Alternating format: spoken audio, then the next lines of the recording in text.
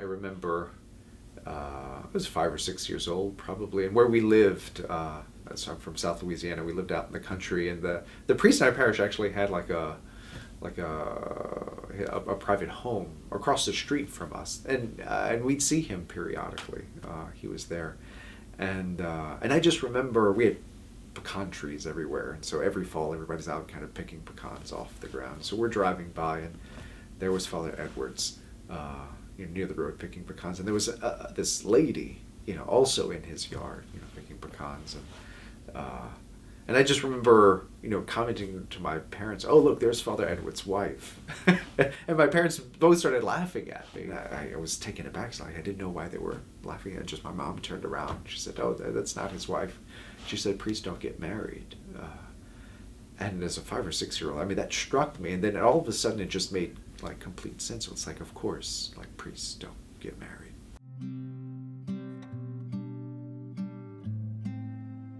My name is Father Aquinas Gilbo. I'm a member of the Dominican Order, the Order of Preachers. I've served here on campus as the university chaplain, the director of campus ministry, and just a couple of months ago was named by President Kilpatrick to be vice president for ministry and mission.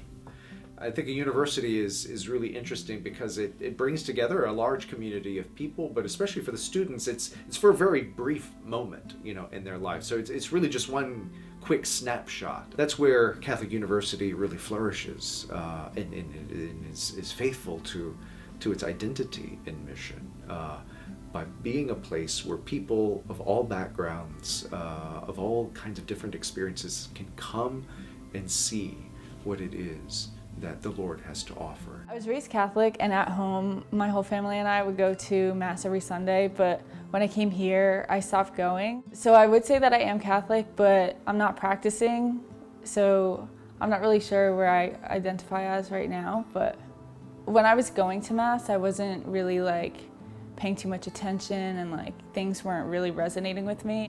I wasn't really getting out of it what I felt like I was supposed to be or what other people were getting out of it, so I think that's why I stopped going. So I know this is a common experience, right? And we've all had it. I grew up, not wanting to go to Mass. Why? Because it's boring. It's the same people over and over again. It's I'm not sure why we do this for an hour on Sunday mornings. There is something about, we only get out of it what we kind of bring to it, right? Now, ultimately, that's not right about the sacraments because God communicates his life to us through them. I've had a lot of really meaningful conversations about religion with my classmates here that I might not have had if this wasn't a religious affiliated university. Catholic universities and the Catholic University offers is a community of people who have accepted the invitation of the Lord to come and see, and wherever they are in their friendship with Christ and their discipleship with Christ, accept the challenge of the gospel. I'm Gabriel Toto. I'm a senior theology and history double major with an Asian studies minor, and come next semester probably a politics minor as well. And I am the vice president for the Progressive Student Union, commonly known as PSU. So the Progressive Student Union was originally founded as YDSA, which is Young Democratic Socialists of America. It was founded by Mike Pekarsky and Jack Kruger, two very good friends of mine, and friends of the show, I'm sure. And basically, they wanted to create a club for more, basically a space for more left-wing politics on campus. When we created YDSA, I think some kids got a little scared that there were Reds in the bed, so to speak. But obviously we are not communists, and we're not really all that radically socialist as well. There are elements of it that certainly are in agreement with the church. That's pro-union stances, pro-labor stances, welfare, and so many more that are Catholic Church teachings. That conservatism, while is not officially or adamantly against, certainly does not, I think kind of, it falls short in those areas. I personally am not a fan of abortion. I don't really like abortion. However, I don't like the way that the pro-life movement currently is. What I would say is that, the Catholic should stand up promoting the dignity of the human person and the protection of innocent human life from womb to tomb, And whatever political policies need to come out of that, both parties are challenged by that. So wherever someone finds themselves, let's say, this party's good on immigration or care for the poor, but it's bad, on the defense of innocent human life, especially in the womb. Well, it's really incumbent, really a duty of the person in that political community to point out the internal contradictions. I wish that the left would take up kind of concurring points and different viewpoints on on abortion. I think, while I don't think that the left would perfectly fit in with the kind of conservative pro-life movement, I think that there certainly is a progressive and left-wing argument against abortion. The left-wing, I think, perspective would be to see that, number one, not to shame women who go through abortions, and number two, to create avenues in which abortion would be deemed irrelevant, and that is by robust welfare and just general support for women who are pregnant. And also, I think the big point is kind of reshaping the culture around sex, in particular with men. My name's Anthony Dryden. I'm a senior here at CUA. I'm from Maryland, Kent Island specifically. My major is theology.